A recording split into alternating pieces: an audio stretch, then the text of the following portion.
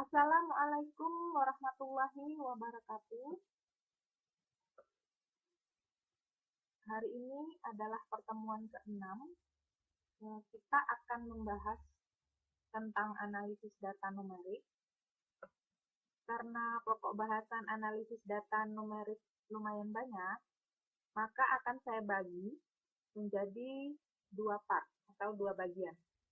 Di mana pada part yang pertama ini, pokok bahasan akan difokuskan pada ukuran pemusatan data. Oke, baiklah. Kita menuju ke bahasan yang pada slide yang pertama, yaitu mengenai analisis data. Analisis data yang lengkap tidak hanya mencakup penyajian data saja, tetapi juga menghitung dan menganalisis sifat atau karakteristik data numerik.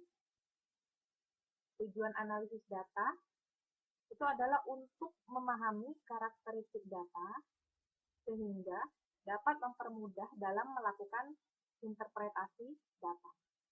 Jadi analisis data ini sifatnya objektif.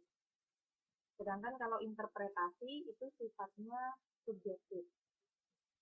Oleh karena itu, karena interpretasi sifatnya subjektif, antara satu orang dengan orang yang lain sangat dimungkinkan interpretasinya berbeda terhadap sebuah hasil analisis data. Kemudian tahapan analisis data untuk statistika deskriptif itu ada beberapa tahapan. Yang pertama itu menentukan tujuan analisis. Kemudian menentukan sifat atau karakteristik yang akan dianalisis. Karena sifat dan karakteristik data itu ada beberapa ya. Jadi kita harus menentukan sifat yang mana yang akan kita analisis. Kemudian yang selanjutnya menentukan teknik analisis, misalnya menggunakan bantuan software. Nah, kita bisa memilih software mana yang akan kita gunakan. Kemudian yang selanjutnya itu melakukan analisis dengan teknik yang telah ditentukan. Seperti yang telah kita bahas tadi, bahwa analisis data itu adalah sebuah kegiatan menghitung dan menganalisis sifat atau karakteristik data numerik. Sehingga sangat penting untuk kita memahami terlebih dahulu mengenai sifat-sifat dan karakteristik data numerik.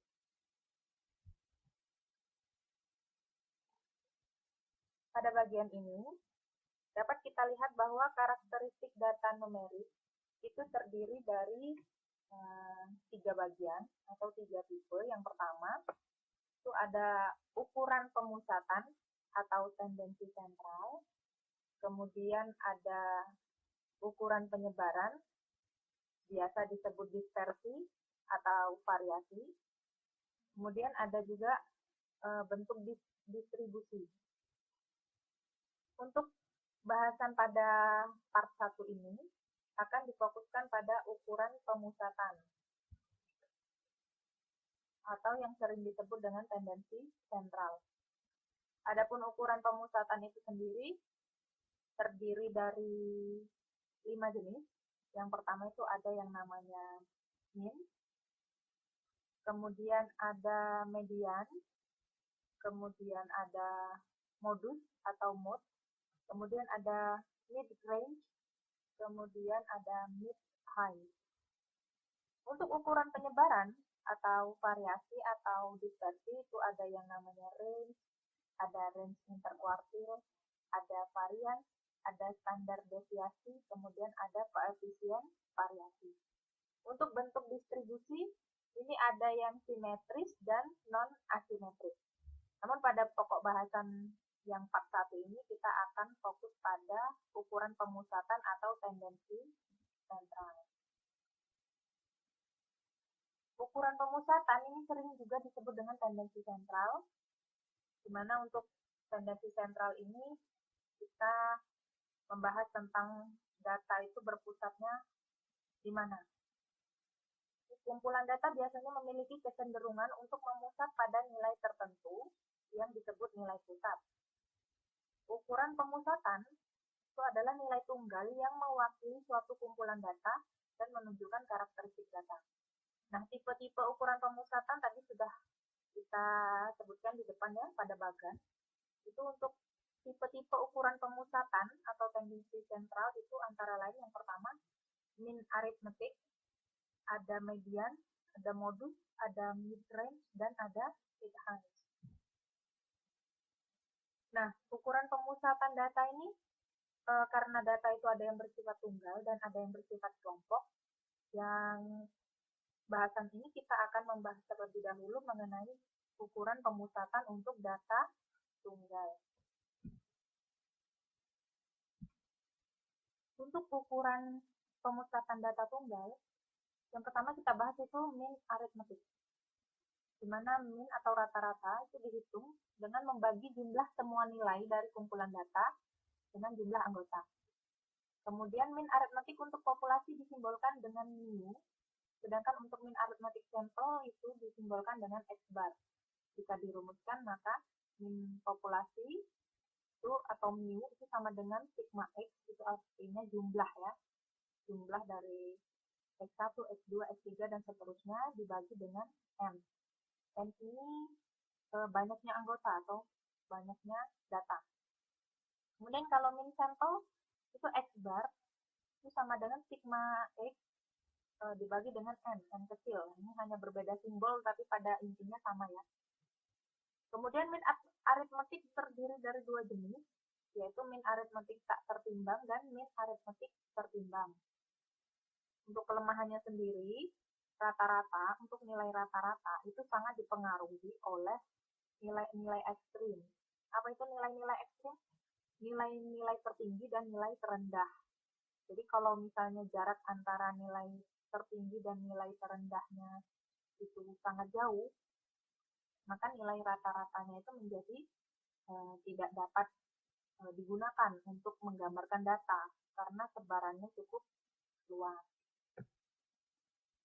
Nah, tadi mean arithmetic terbagi menjadi dua, mean arithmetic tak tertimbang dan tertimbang. Untuk mean arithmetic tak tertimbang, ini cara menghitungnya sama seperti rata-rata yang biasa. Coba kita lihat contohnya. Jika diketahui nilai ujian statistika deskriptif 6 orang mahasiswa semester 2 adalah 89, 51, 65, 75, dan 67 dan 73, tentukan mean arithmetic tak tertimbang dari sampel tersebut. Tadi rumusnya sudah ada ya, mean sampel itu X bar sama dengan sigma X per N. Jadi kita jumlahkan semuanya, 89, 51 sampai 73 dibagi 6. 6 ini adalah banyaknya data, jadi tadi data ini adalah nilai dari 6 orang mahasiswa. Jadi dibagi 6, hasilnya adalah 70. Sehingga mean arithmetic tak tertimbang untuk nilai ujian statistika deskriptif 6 orang mahasiswa semester 2 ini adalah 70. Kemudian mean arithmetic tertimbang. Nah, kalau tertimbang, itu mean arithmetic atau rata-rata yang tidak hanya menjumlahkan semua nilai saja, melainkan juga dengan bobot. Jadi aritmetik ini dia harus dikalikan dengan bobotnya. Cara menghitungnya, untuk aritmetik tertimbang untuk data populasi dan sampel itu sama saja. Ini jumlah dari nilai-nilai terbobot dibagi dengan jumlah bobot. Untuk rumusnya itu mu W atau X bar W itu sama dengan sigma W, artinya bobotnya dikali dengan X. Jadi nilai datanya dibagi dengan jumlah bobotnya. Agar lebih paham, mari kita lihat contohnya. Berikut ini diketahui rincian SKS untuk mata kuliah yang ditempuh oleh seorang mahasiswa SD pada semester 4. Jika bobot nilai A sama dengan 4, B sama dengan 3, C sama dengan 2, dan D sama dengan 1, hitunglah indeks prestasi rata-rata mahasiswa tersebut. Jadi ada berapa mata kuliah nih? 1, 2, 3, 4, 5. Ada 5 mata kuliah. Kemudian masing-masing bobotnya ada ya, dan 3 SKS, ada yang 4, ada yang 3, ada yang 2, ada yang 4. Dan nilainya ini ada C, ada A, ada B, D, dan seterusnya. Nah, untuk untuk menghitung IP-nya, itu kita harus mengalihkan antara bobot SKS dengan nilainya. Yang tadi, ini W sama dengan sigma W dikali X bar, dibagi dengan sigma W. Itu kita kalikan dulu. Bobot SKS untuk mata kuliah yang pertama, itu tadi adalah 3 ya, 3. Kemudian untuk nilainya ini C, berarti C itu nilainya 2. Untuk C itu setara dengan nilai 2, maka kita harus mengalihkan 3 dikali dengan 2.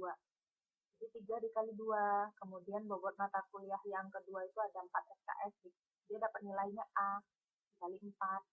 Mata kuliah ketiga, bobot SKS-nya 3, dapat nilainya 3, ini berarti nilainya B.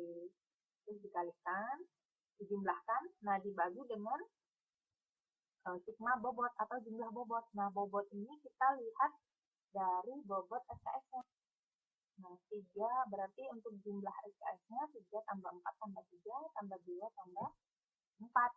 Itu jumlah SKS-nya adalah 16. Berarti 49,0 dibagi 16. IP-nya diperoleh yakni 3,06.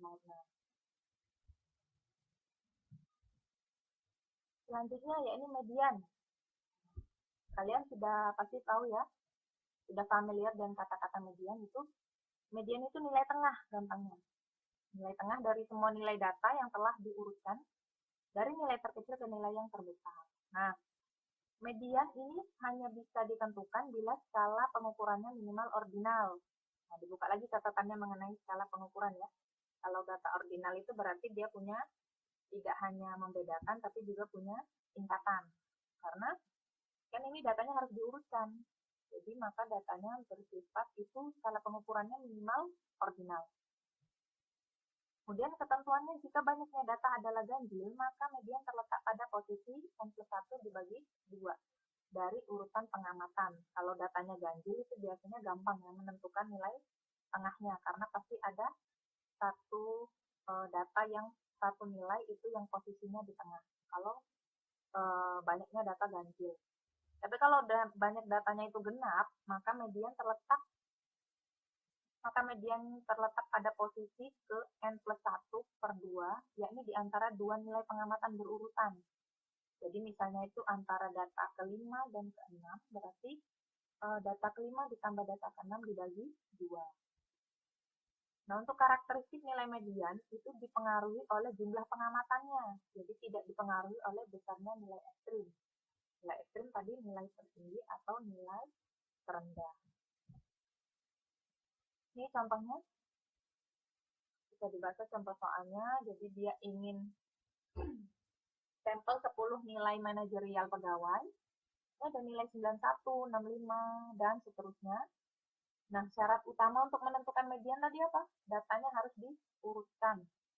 Nah, kemudian kita harus tahu dulu letak mediannya itu di posisi data keberapa. Nah, tadi rumusnya N+1 dibagi 2. Karena banyak datanya ini ada 10, karena ada 10 nilai, jadi 10 ditambah 1 dibagi 2. Itu berarti data ke 5,5. Jadi antara data ke-5 dan data ke-6. Nah, setelah diurutkan, ini datanya menjadi seperti ini. Terendahnya 55, kemudian nilai tertingginya 95. Nah, kita lihat data ke-5 antara data ke-5 dan ke-6. 2, 3, 4, 5, 6. Nah, berarti di sini. Berarti mediannya itu adalah 73 ditambah 77 dibagi 2. Maka diperoleh 75.